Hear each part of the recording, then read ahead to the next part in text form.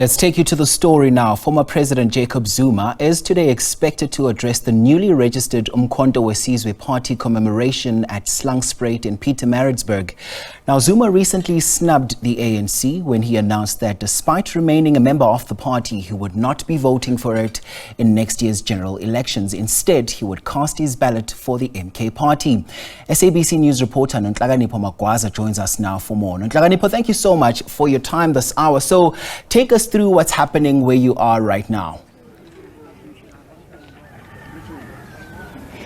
Good morning, uMkhonto, and to the viewers at home. Currently, we're at the Moses Mabhida house, family house, who is the former or the late Secretary General of the South African Communist Party and the former or the late commander of the MK. Apparently, the former President Jacob Zuma was called by the family to have a brief meeting with them, as he was a very close friend with the late Moses Mabhida, as they were both in the struggle together. As you can see behind me, they are still in a meeting with the family. After the meeting, he is expected to go and address the MK veterans at the Moses Mabhida cemetery, where he will be addressing the MK veterans. So far, that's all we know, is that he was called by the family to have a brief meeting with them, and then afterwards he will have he will address the MK veterans who are also currently outside the house of Moses Mabhida, waiting to see former President Jacob Zuma. And of course, many conversations have been had about the relationship that the former president has had, of course, with the Mabhida family. So what are you getting wind of there where you are right now? What are the conversations likely to be about with the family right now? Do you know at all?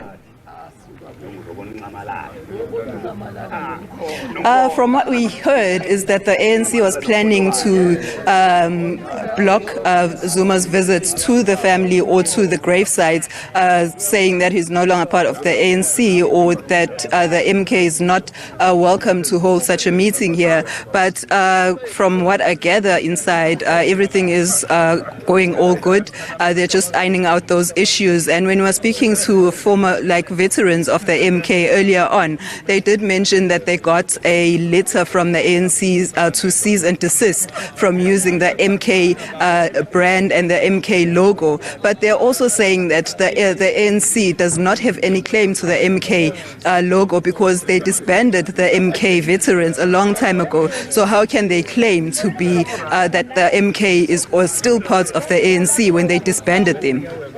And let's talk about this address that he is going to be giving after that visit there. Do we know what he's going to be saying?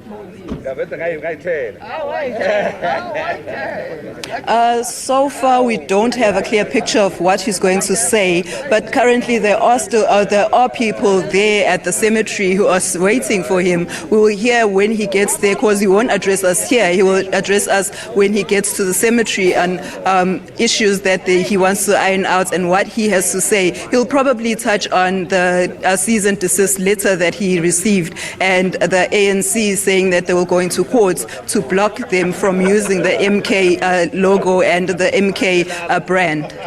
And of course, whenever he arrives, he always arrives to much fanfare.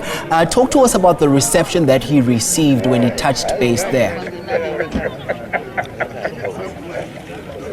There are still people standing outside just to catch a glimpse of him, and not just here outside the Moses Mabhida family home, but also we can see just across where the cemetery is at the Heroes Acre. There are lots of people that we are currently seeing standing there waiting for him to go there and address them. All right, Nohlakanipho Magwaza, we're keeping an eye on that story. Thank you very much indeed for that update.